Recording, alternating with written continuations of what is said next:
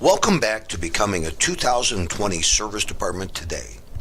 Now, in order for your dealership to do that, service advisors are going to have to make more money, and that's what this program is going to share with you. How a service advisor can make $100,000 per year selling service. My name is Scott Hembro, and I'm the coach, the designer of Module 2 of my 6-part mini course designed to help the dealership be more profitable in 2019. As I began putting this section together for service advisors, what I did was I started out by making a list of the challenges, the opportunities, the problems service advisors dealt with on a daily basis from when I was working in dealerships. But the problem was this list just kept on building and building. However, there was one thing that became crystal clear as I continued working on the development of this program, and that was time. Over and over again, different problems, opportunities, challenges, whatever you want to call them, the responses were they just didn't have enough time. Now, here's just a few of the challenges that the service advisor shared with me when I was working in dealerships. 1, you want me to prep before the customer comes in? How? When I get to work in the morning, there's a line of people already there. From the minute I walk in, all I do is run all day long. Another one. I don't have time to do a good walk around, and you want me to even spend more time building rapport with the customer? MPIs. First, you want me to explain them during the write-up. Then you want me to go over them fully at the time of pickup. I don't have time for all of this. Upselling. I don't even know if we have the parts, if the technician can get it done today. And then that leads to the work I tell them that they need, and they decline it. And, who's going to make those calls? Then you want me to call people and give us status reports all during the day. Here's another one. Let's talk about time to become efficient with tablets or videos. And then you shared with me that you want me to get with the technician when we find additional work needed and send a video to customers, then call and discuss it with them. And one of the things that I think would really be good as a service advisor is, that's if we'd ever have time for it, and I'm talking about sitting down with my manager and listening to phone calls, inbound and outbound. I hear the sales manager sitting down with salespeople doing this, and I know even though I wouldn't like it, it would make me better. And then the final one, managers want to start keeping, sitting down and regularly reviewing with me benchmarks and key performance indicators like the hours sold daily, or my hours per RO, or the gross profit amount, or the effective labor rate, or the amount of hours sold by technician and shop efficiency. So you can see, service advisors, you do have plenty of opportunities for increasing business and generating more income, not only for yourself, but for the dealership. In a section I did for managers, I started talking about 2 different companies. The first one was Blockbuster, and the second one was Netflix.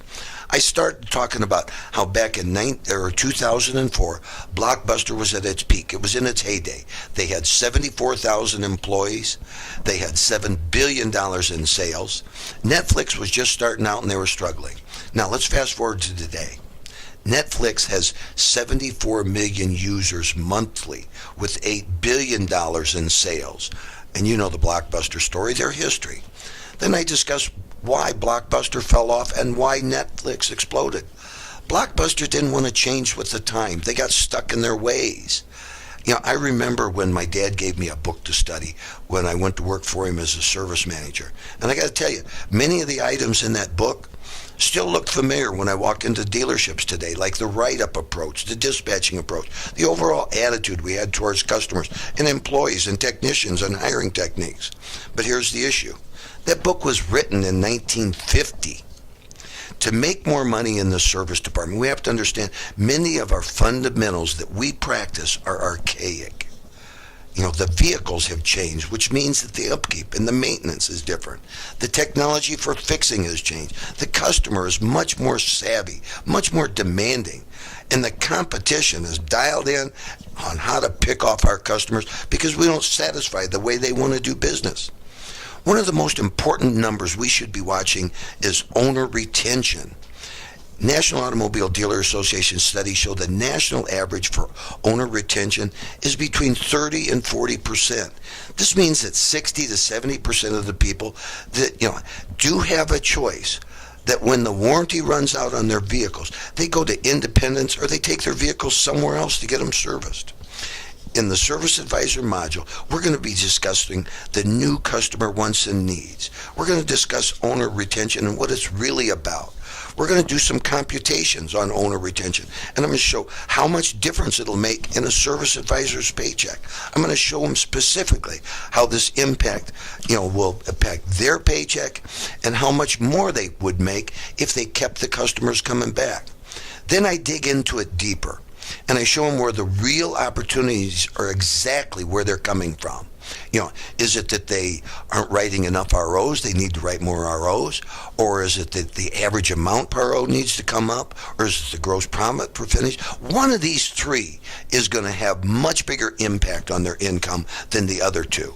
So I show them how much it's going to impact their paycheck. From there, we start to design a personal training program that, I'm going to outline for them that's going to impact their individual improvement areas. We then go on to discuss ways to improve the scheduling, getting the customers more involved with the online scheduling. From there, we go through the Service Advisor's road to success. Just like a salesperson has a road to a sale, the Service Advisor has steps that they go through when the customer comes into the write-up area all the way through to the delivery area when they pick up the car. Next, we cover simple ways to maintaining contact customers, like texting techniques, and how to make and use powerful videos, plus working with tablets, and the real perception tablets have on customers today, and how using them may not be that much more advantageous for the write-up for the Service Advisor, but the perception it creates with the customer is improved so much. Then we dig into upselling, and we go through the declined work. I tie both of these together, and I share simple ways that they can track and measure how well they're doing with their upselling, how well they're doing with the declined work opportunities. And finally, I cover what I think is one of the most overlooked and missed training areas when working in dealerships. And there's a question that was asked to me: who's the best salesperson in the dealership? And the correct answer should be, it's the Service Advisor. So we cover, different selling skills with them. I go through the presentation skills. Then we go through techniques to build value with customers and convert those into customer benefits. And obviously, we're going to have objections that come up, and we're going to discuss them so they're prepared for them. And finally, we go through a number of closing techniques, including alternate close questions. We cover listening skills, body language. We talk about the importance of eye contact. And we tie all of this together by covering techniques for building relationships, and that all leads to trust. And when Service Advisors have trust, the customers are only going to want to speak to them, and they're going to only want to give them a perfect CSI score. So when we implement this program, I begin by working in the dealership side by side with the service advisor, and from there I'm learning their strengths and the opportunities they have, the weaknesses that they have. From there I design a personalized training program that I review with both them and the service manager, but this sets up the ongoing training.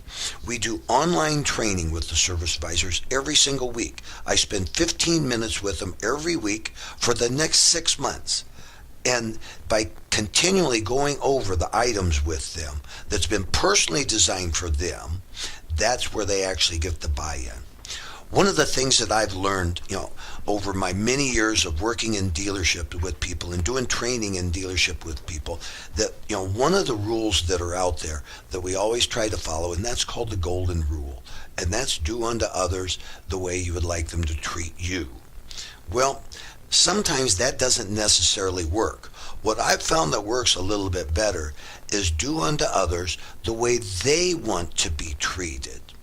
Because when we spend that time with them that way, and we point out to them how it's going to benefit them personally, they buy in, they own it. They'll work with you much better. And then with the continuity of repeating things over and over for this 6-month program, we might have to recover a topic, and we might have to point out a different benefit. But the point is, we personalize and are continually pointing out benefits to them, And this is what really makes this program work. This is what really makes the money for the service advisors, and this is what makes the money for the dealership. So thank you for watching. And if you're one of the people that are just watching this, that are currently not doing business with me, if you're ready to take your service department and have it make more money, you can tell by looking at all the topics that we're covering here that, this is going to improve it. Isn't it time that you stop having to depend, 100% or, way more than what you should on the sales side, and then you're totally dependent upon the factory objectives, whether they're reasonable and attainable.